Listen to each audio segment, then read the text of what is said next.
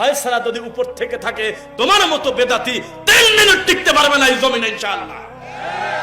ভণ্ডামি বন্ধ করে দাও। আগামীর দিন হবে কোরআন সুন্নাহর দিন ইনশাআল্লাহ। আগামীর দিন আর মাজার পূজারি টিকবে না, আগামী দিন উঁচু কবর থাকবে না, পেটায় সমান করে মাটির সাথে মিশায় দেবে ইনশাআল্লাহ। ভঙ্গি থাকবে না। আগের চাইতে শবে বরাতের রুটি হালুয়া দিন দিন কমে যাচ্ছে না বেড়ে যাচ্ছে? কেন কমবে? এটা যদি নেকির কাজ হয় দিন দিন বাড়ার কথা, কমে যাচ্ছে কেন? এটা বাস্তবতা। এখনো কিছু কিছু জায়গায় গিয়ে দেখি পীর মুরিদ সংকটে ভুগতেছে। কি করতেছে? দিন দিন নিষ্ক্রিয় হয়ে যাচ্ছে। পীর আছে মুরিদ নাই, খানকা আছে মানুষ নাই। এই কথাই সত্য, হবেই হবে ইনশাআল্লাহ।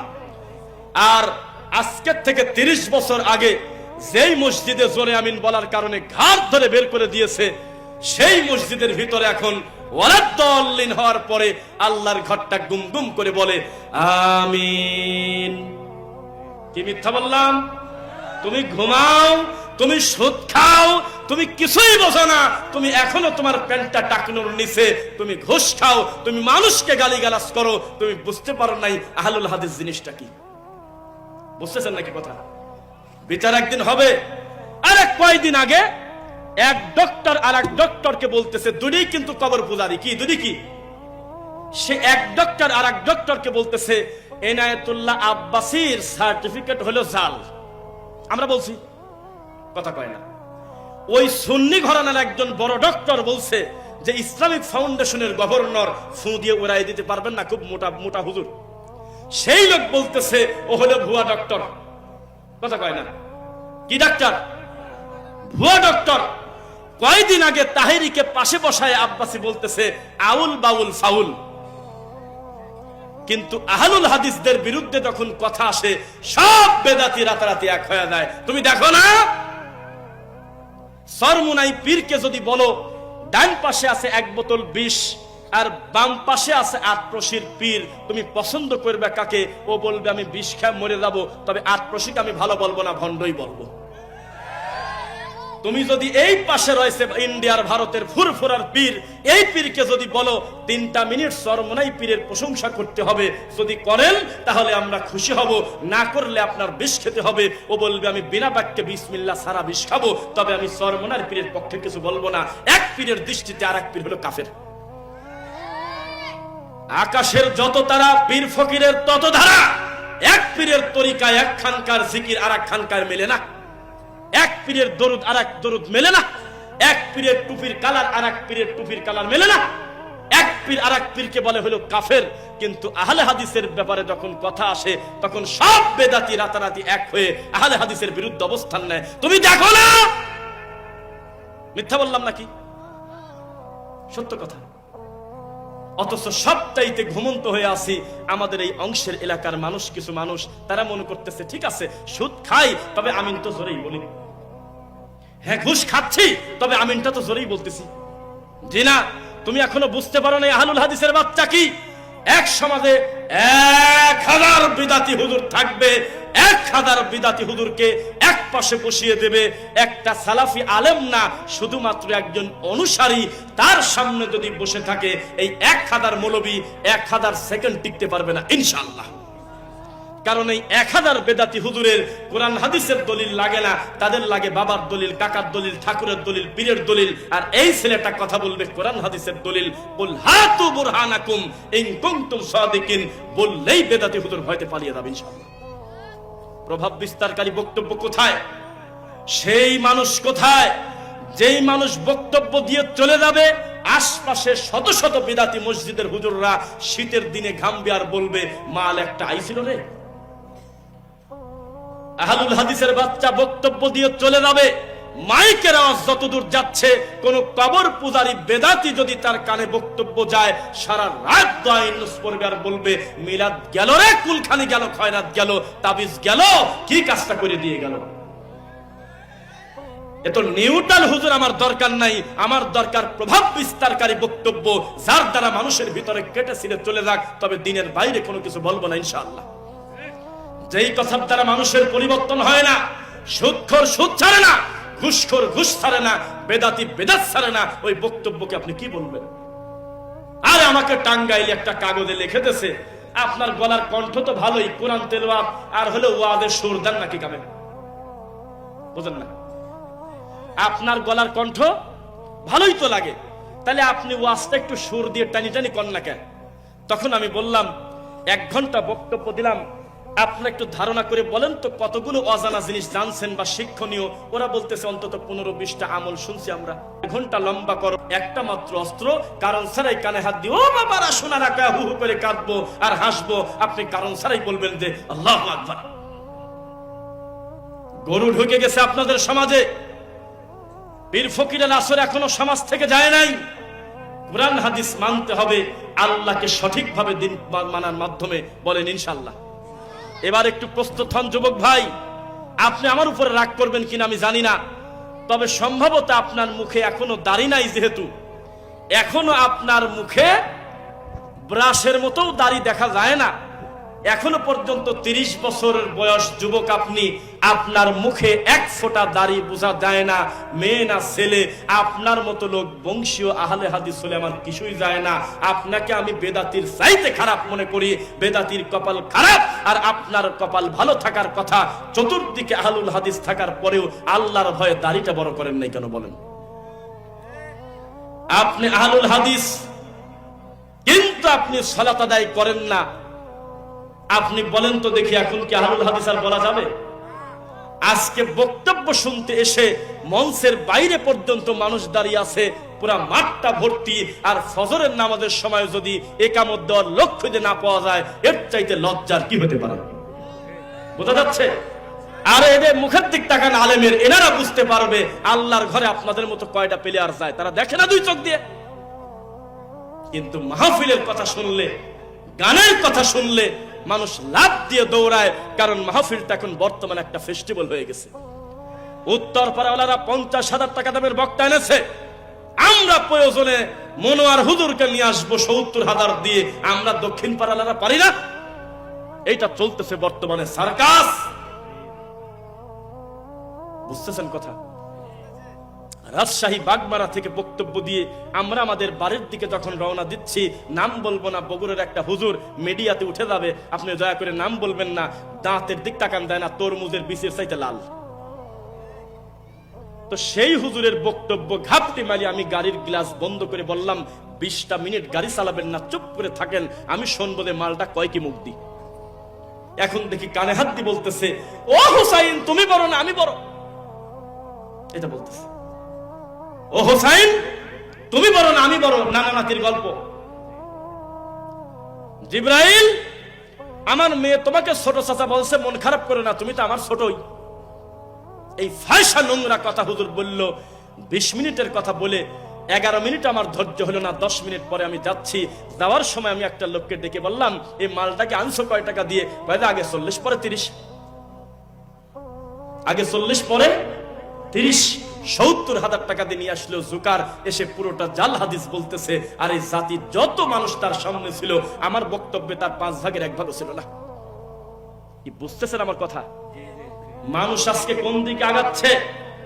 আমি জীবন্ত সালাফি চাই, আমি জাগ্রত সালাফি চাই, আমার মৃত আহলুল হাদিস দরকার নেই।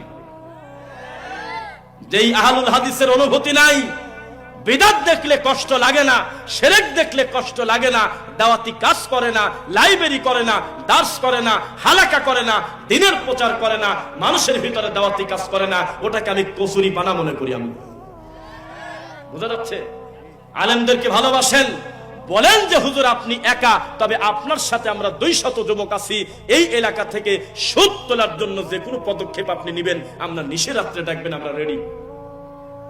তোমার নাকি এত পাওয়ার, তুমি নাকি সমাজের বড় এমপি মন্ত্রী, তুমি নাকি চেয়ারম্যান, তুমি নাকি বড় দায়িত্বশীল, তুমি যদি ছেলে মানুষ হতে, তুমি জুমার নামাজের নামাজ সালাম ফেরানোর পর একটা বার যদি ঘোষণা দিতে, ও আমার এলাকাবাসী, কোন বাড়িতে যদি 3 মিনিট বিয়ের বাড়িতে গান বাজে, কেউ দাওয়াত খেতে যাব না, কাজ হয়ে যেত, তুমি কিছুই বলো না।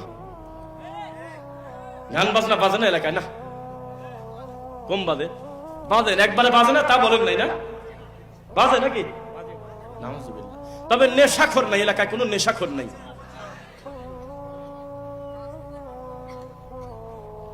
গাঁজার গন্ধে রাস্তায় হাঁটা যায় না, নাউযুবিল্লাহি মিন যালিক। তাহলে এখান থেকে লালন ফকিরের কুষ্টিয়া থেকে একটা পাইপ টেনে নিয়ে আসেন। এত ঝামেলাবাদী পাইপের মুখে খালি মাল টানি যাবেন, খালি বেশি দূর তো না, তাই না? এখান দিয়ে ঈশ্বরদী পাইছে দিয়ে শুধু একটা মোটা পাইপ টেনে নিয়ে আসেন, অথবা বর্ডারের ওই পার থেকে মাল টেনে নিয়ে আসেন। ওখানে আজমিরে টানে, এখানে চাপাই টানে, টানের আর টান। নাউযুবিল্লাহ পড়েন। মুদমিনুল খামরি কে আবিদি ওয়াসান। পৃথিবীতে একটা জটিল পাপ আছে, যেই পাপীকে নবী মূর্তি পূজারীর সাথে তুলনা করতেছে, সেটা হলো নেশাদার দ্রব্য যারা খায়। কি খায়? নেশাদার দ্রব্য খায়।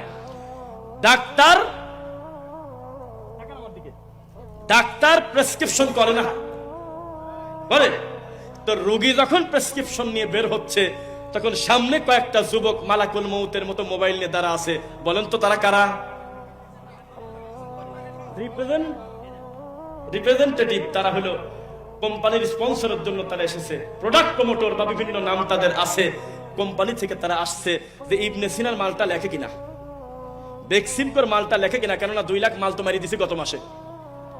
ডাক্তার আমাদের কোম্পানির ওষুধ লিখতো কিনা রোগীর হাত থেকে প্রেসক্রিপশন নিয়ে ছবি তোলে। মিথ্যা না সত্য? তাহলে চিকিৎসায় রোগীর কি হবে তা জানি না, তবে যে কোম্পানির মাল খাইছি ও কোম্পানির ওষুধ আমার অন্তত 2টা লিখতেই হবে। মাদ্রাসার হুজুর আবার কম খারাপ। মাদ্রাসার দাখিল হুজুর, কামেল হুজুর, ফাজেল হুজুর, আলিয়া মাদ্রাসার হুজুর আল ফাতানা আল বারাকা লাইব্রেরি থেকে মাল খায়। ছাত্রদেরকে বলছে এর বাইরে কোনো গাইড কিনিস না। করে নাকি? কি এখানে দাখিল আলিম পাশ কেউ নাই? আমি অহেতুক কোনো কথা বলবো না, দলিল ছাড়া আল্লাহ কথা বলে নাই। আল্লাহ যা বলেছে সবকিছু আমাদের জন্য সামিনা ওয়া তাআনা, শুনবো কি মেনে নেবো, বলে না আমিন। কেউ কি এখানে আছে দাখিল আলিম পাশ করেছে? কেউ এরকম? কোন গাইড পড়েছেন আপনারা? আল ফাতা ইফতা বললেন কেন? আল ফাতা নাকি? ও ইমতিহান না? আচ্ছা বলেন তো দেখি, আপনি একাই কিনছিলেন না পুরো স্টাফ সমস্ত ছাত্র কিনছিল? আপনি চাইলে কি অন্যতা কিনতে পারতেন? খুব কম। মাদ্রাসা থেকে সিলেক্ট করে দেওয়া আমরা নিজেরা দেখছি। বিভিন্ন লাইব্রেরির লোক, গাইডের লোক অফিসের ভিতরে ঢোকে, আমারটা বলেন, আমারটা বলেন, যার টাকা বেশি তারটা সিলেক্ট হয়ে যায়। তো এটা তো গেল জাগতিক ব্যাপার। আমি মূল কথার ভিতরে ঢুকি, সেটা হলো আমার জানা নাই যে আমির হামজার মতো হুজুররা যারা হলো জর্দাকে হারাম খুঁজে পাচ্ছে না, বিড়ি খাওয়াকে হারাম খুঁজে পাচ্ছে না, তারা কি আকিস কোম্পানি থেকে মাল খায় কিনা তা আমার জানা নাই। তারা কি এই সমস্ত তামাক টোবাকো ফ্যাক্টরি থেকে টাকা পায় কিনা আমার জানা নাই। সম্ভবত এই জর্দাখোর হুজুররা মনে হয় এই টোবাকো কোম্পানি থেকে, তামাক চাষীদের থেকে কিছু টাকা পায়, নইলে খোলা মাঠে এসে হারামকে হারাম বলে না কেন? নবী সাল্লাল্লাহু আলাইহি ওয়াসাল্লাম বলেছে ঈমান ভঙ্গের গুরুত্বপূর্ণ যে কয়েকটি কারণ, তার একটি কারণ, কেউ যদি বলে গাভীর দুধ হারাম, তাহলে সে ঈমান থাকে না। কেউ যদি বলে সুদ হালাল, তার ঈমান থাকবে না। হালালকে হারাম, হারামকে হালাল বললে তার ঈমান থাকে না। সমস্ত মুহাদ্দিস একমত, নেশা তৈরি করে যেই যেই জিনিস মানুষের বিবেকের ক্ষতি করে, তার কিঞ্চিত পরিমাণও হারাম, তার কৌটাও হারাম। ছোটবেলায় হাফিজিয়া মাদ্রাসায় পড়তাম, আমাদের চোখের সামনে হুজুর জর্দা মারতো, সমানে জর্দা দিয়ে পান খাইতো, আমরাও মাঝে মাঝে খেতাম। তবে হুজুরকে কেউ যদি প্রশ্ন করতো, হুজুর এটা নাকি খাওয়া মাকরু, তো হুজুর বলতো যে হ্যাঁ মাকরু। আমরা একদিন বললাম, হুজুর মাকরু মানে কি? মাকরু হারাম হয় কখন? কয় যে 7টা মাকরু সমান একটা হারাম। কয়টা? 7টা মাকরু সমান কি একটা হারাম। 3 দিন পর পর এক একটা হাকিমপুর কৌটা মারি দিচ্ছে, এখনো হারামই হইল না। এই জাহিলিয়াতে মেন্টাল হুজুর এই সমাজকে কি দেবে? আমি আপনার সামনে পেশ করতেছি ফেরাউনের কথা। এত বড় কোরআনে আবু বকরের নাম সরাসরি নাই, উমারের নামটা ডাইরেক্ট নাই, উসমানের নামটা কোরআনে সরাসরি নাই, নবীর জামাই চাচাতো ভাই আলীর নামটা কোরআনে সরাসরি নাই, ফাতেমার নামটা কোরআনে জায়গা পায় নাই, অথচ ফেরাউনের মতো লোকের নাম দিয়ে কোরআন ভরা। মাথার মধ্যে কিছু ঢোকে? মুহাম্মদ সাল্লাল্লাহু আলাইহি ওয়াসাল্লামের নামটা হাতে গোনা কয়েকবার, আর আবু লাহাবের মতো লোকের নামে সূরাই আছে কোরআনে। মিথ্যা না সত্য? তুমি কি বোঝো না দৃষ্টান্তের কত দাম? চতুর্দিকে যত বেশি বেদাত চলবে, শিরিক চলবে, তুমিও তার চাইতে বেশি তাওহীদের পতাকা নিয়ে বেদাত এবং শিরকের বিরুদ্ধে লড়তে হবে। রাজি আছেন কারা কারা? ইনশাআল্লাহ। লিল্লাহি তাকবীর। হাত নামান।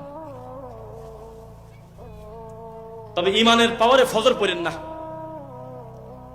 আমাদের এলাকায় কিছু হুজুর আছে, কেউ মারা গেছে, কেউ আবার জীবিত আছে। এমন বড় বড় আলেম আছে যাদের নামের উপরে এই রাজশাহী, চাঁপাইনবাবগঞ্জ, নবাবগঞ্জের বিশেষ গোদাগাড়ি সহ যুবকরা আছে, বুকের তাজা রক্ত রাস্তায় দিয়ে দেবে। মনে করেন সাইদি সাহেব, আমি কি মিথ্যা বলছি? সাইদি, মরা সাইদি সাহেবের নামে রহিমাহুল্লাহ, ওনার নামের উপরে কেউ যদি বলে, ঘোষণা দেয় জীবন দিতে হবে, আপনার রাজশাহীতে হাজার হাজার যুবক নাই, জীবন দিয়ে দেবে, কিন্তু টাকনুর উপরে কাপড় পরবে না। এই দেশের মানুষের রাস্তা অবরোধ করে, আগুন জ্বালিয়ে, গাছ কেটে, তারপরে হরতাল করে পাকা রাস্তার উপরে জীবন দেওয়া সহজ, কিন্তু ফজরের নামাজ জামাতে পড়া সহজ না। এই জাতির আবেগ বাদ দিলে কিছু থাকে না। মাওলানা দেলোয়ার হোসেন সাইদি রহিমাহুল্লাহকে পৃথিবীতে যদি কেউ সবচেয়ে বেশি ভালোবাসে, সুধারণা রাখে, তারা হলো আহলুল হাদিস। কারণ তারা কাউকে আল্লাহ মনে করে না, তারা মানুষকে মানুষ মনে করে। তারা মনে করি মানুষটার ভুলও ছিল, সঠিকও ছিল, ভালো কাজের জন্য তিনি পুরস্কার পাবেন। তবে তিনি শেষের দিকে বেদাত থেকে ফিরে এসে সত্য গ্রহণে খুব উৎসাহী ছিলেন কিনা? তাকে প্রশ্ন করা হয়েছিল 30 বছর আগে। তিনি বক্তব্য দিতে দিতে, নামাজের ব্যাপারে বক্তব্য দিতে গিয়ে বলেছিলেন, যে ভাষায় বলেছিলেন আমি ওই ভাষায় বলবো, নামাজ উম্মতেরা নামাজ। শুনছেন আপনারা? এই নামাজ আমাদের অনেকেরই হয় না। এই নামাজটা যদি নবীর মতো শুদ্ধ করতে চান, তো নাসিরউদ্দিন আলবানীর সালাতুর রাসূল বইটা পড়বেন। কে কে শুনছেন বলেন তো দেখি, হাত নামান। মিথ্যা বললাম? তো তুমি বলে তাকে ভালোবাসো, তুমি বলে আল্লামা, তুমি বলে সাইদি সাহেবকে ভালোবাসো, তার নাম শুনলে চোখ দিয়ে পানি চলে আসে, হু হু করে কান্না করো। আজ 30 বছর তাফসীর করলে কোনোদিন তো সালাতুর রাসূল বইটা হাতে করলে না, দেখলাম না। আজকের থেকে 20 বছর আগে সাইদি সাহেবকে শবে বরাত সম্পর্কে জিজ্ঞাসা করা হয়েছে, প্রকাশ্যে তিনি বলেছে এটা একটা বিদআতি অনুষ্ঠান। প্রমাণ লাগবে কত বলেন? আজকের থেকে 30 বছর আগে তিনি বলেছে, কারোর যদি গলায়, মাথায়, হাতে তাবিজ থাকে, তাবিজটা খুলে পানিতে ফেলে দেন, তাবিজ কোনো উপকার করতে পারবে না, এটা শিরিক। তুমি বলে আল্লামা, তুমি এই কথা বলে হাজার হাজার শ্রোতাকে টিকাও তো দেখি, তখন তুমি বুঝবো তুমি কত বড় লিপস্টিক হুজুর, কত বড় সেলিব্রিটি হুজুর। তুমি খালি এসে বলো মেয়েরা প্রেম করবে কিভাবে, ছেলেরা গাঁজা খায় কোন স্টাইলে, এই সমস্ত রং ঢং মার্কা বক্তব্য দাও, আর ছেলেরা লাভ দিয়ে দিয়ে বলে মনের মতো হুজুর পাইছিলে। কিশোরগঞ্জে একটা বক্তব্য দিতে গেলাম, আমরা যেখানে বক্তব্য দিচ্ছি তার ঠিক পাশে, খুব কাছাকাছি একটা জায়গায় একটা হুজুর আসছিল, তার নামের শেষে আছে তাহেরি। আমরা বললাম এটা কেন? তো বললো যে উনি আসি খারাপ কিছু করে নাই। আমরা বললাম এটা আবার কেমন কথা? এটা কবর পূজারীকে দাওয়াত দিলেন, বলে যে ছেলে পেলে টাকা তুলছিল, এখানে হলো সার্কাস হবে, যাত্রা হবে, মেয়ে ছেলে পেলে নিয়ে এসে নাচবে। তখন এলাকার কিছু মুরব্বী বলল, খবরদার, এ কাজ করা যাবে না, এটা হলো পাপ, তোমরা জালসা দাও, আমরা জালসা শুনবো। তখন ছেলে পেলে বুদ্ধি করলো কি করা যায়, একই ফ্লেভার পাবো, একই রকম নাচানাচি করব, খালি অনুষ্ঠানের নামটা আলাদা। কয়েকটা তাহেরিকে নিয়ে আসো। তাহলে যেই হু হু করে টান দিল, সবাই লাভ দেয়, সবাই জিকির করে, উল্টা পাল্টা করে করে পড়ে, আর কি যে হাসি মার্কার মস্কারা চলে গেল। তখন তারা বুঝলো সার্কাস আনলে, যাত্রা আনলে, ম্যাজিক আনলে এত বিনোদন পেতাম তা বোঝা যাচ্ছে না, এই মালটা কানিজা পাচ্ছি।